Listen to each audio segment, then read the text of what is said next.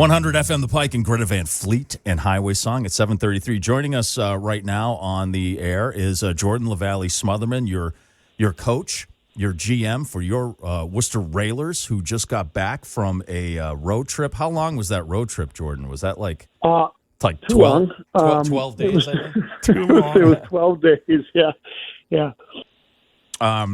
So I heard that there was an incident in Norfolk that involved fire. I mean, I know they're trying to get people to the games. Was this an accident or was something they did on purpose? It was definitely an accident. It actually happened twice. It happened first during our morning skate. The Zamboni blew a transmission or something as it was kind of finishing up its last couple of passes. So our morning skate was completed with a Zamboni stuck on the ice at one half and us skating on the other. And then after the first period, their second Zamboni broke, and so the game was canceled and postponed to the next day. What kind of operation are they running down there in Norfolk? For crying out loud. It's a really good question. With 2 trips down there and 2 games postponed, it was not. We were not super pleased with them after those 2 trips. Obviously, they're doing it on purpose. They're afraid to play you guys. That's what it is. We did have a theory the first time we went down there. They've gotten better since. They were really struggling at the beginning of the year. And they were winning by a goal going into the first night we were down there, going into the third period. We came out and the ice had just been completely flooded. Yeah, I saw that. And we had a power play going into the third period. And me and some of the staff had a theory that they were up in the game. So he told them to completely destroy the ice. And we came out for our power play. It was too hard to move the puck on. We're not sure what's going on down there, but there's some fishy stuff for sure. That sounds par for the course for the Admirals because I've hated them since they were the Hampton Roads Admirals. They were just a bunch of jerks. And it sounds like nothing's changed over there in Norfolk. So, have you ever experienced any kind not my favorite team to play against this year. have you ever experienced a fire on the ice before? You played a long time. I'm guessing this was your first experience. No, this would be the third. Oh my God! Fire. My first little stint towards the end of my career in the ECHL, I was playing with Manchester. The boards and wheeling caught on fire.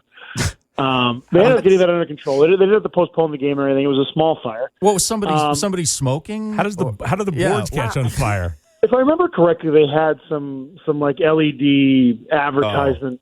Boards just inside the blue line or something. And then I was playing over in Finland, and they had kind of one of their like spotlights up on the roof midway through the first or second period. Caught fire, and they had to evacuate the building and bring a fire truck on the ice and put that one out. We still finished that game too, though. So after all that, this is hilarious because I was joking when both those games were only delayed about 20 minutes. The games in Norfolk were delayed about an hour and a half the first time we went down there, and then a full day this time. So a fire truck on the ice, and then car, and then and then game on, right? Game on. That's a Don Cherry stat right there. It's like Smotherman, the only player to participate in at least 3 games where there was a fire on the ice. Yeah. So. Well, I'm glad you guys are okay. We survived. Survived. You're still in the playoff run here. You got a tough weekend ahead of you, but you got Anthony Repaci, who's on a 14-game point streak. He's on fire. Yeah, he's always been really great. My question is, I got two questions. My first question is, did he start this point streak after he shaved off his mustache? Do you know that? I think we have to check the tape on that, but it'll be very close. It'll be within a game or two.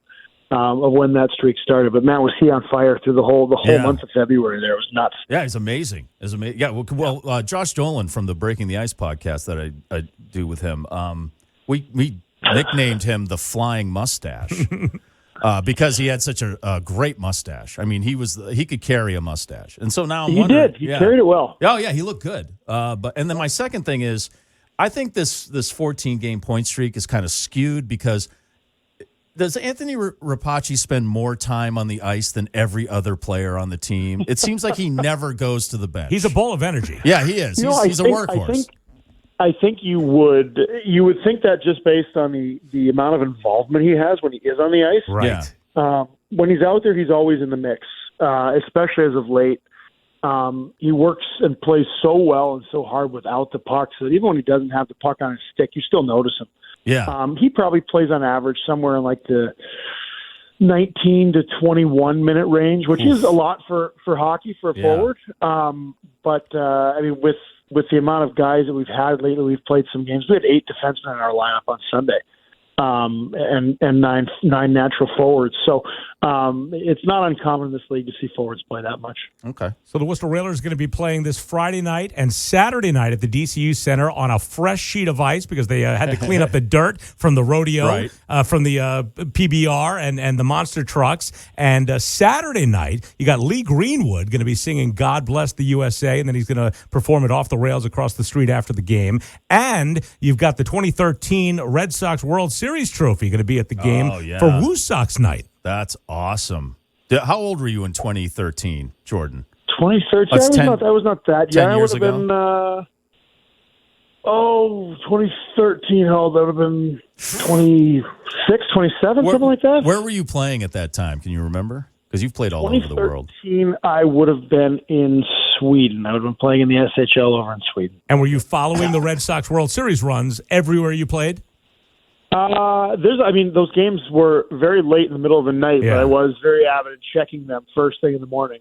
But yeah, that would have been my first year in Sweden that the Red Sox won the World Series. Yeah, and Lee Greenwood performing. That's a country legend. Huge song. Yeah. Have you ever seen like somebody like a superstar or whatever perform the national anthem or sing during one of your games, or is there someone you'd like to see do the national anthem? If I remember correctly, I can't remember what her name was.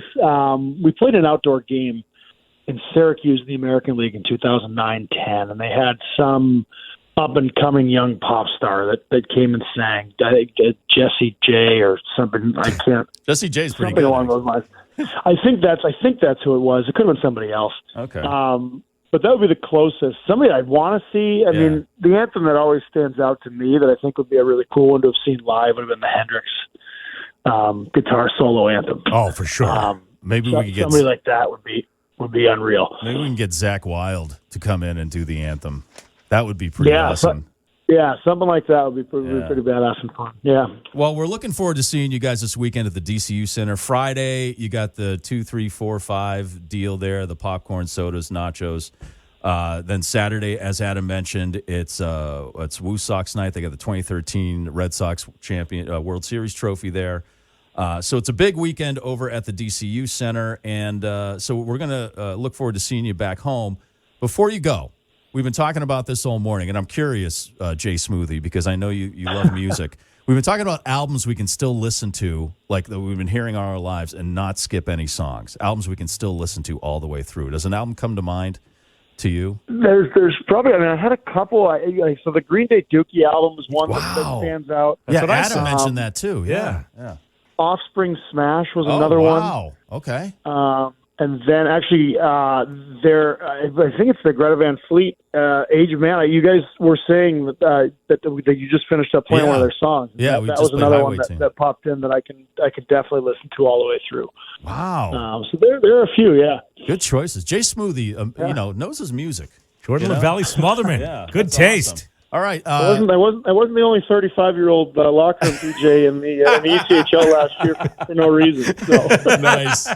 Nice. All right. Well, Jordan, thanks a lot for joining us this morning. Again, we'll see you this weekend at the DCU Center, Friday and Saturday night, man. Thanks a lot. Good luck. Awesome. Thanks, guys.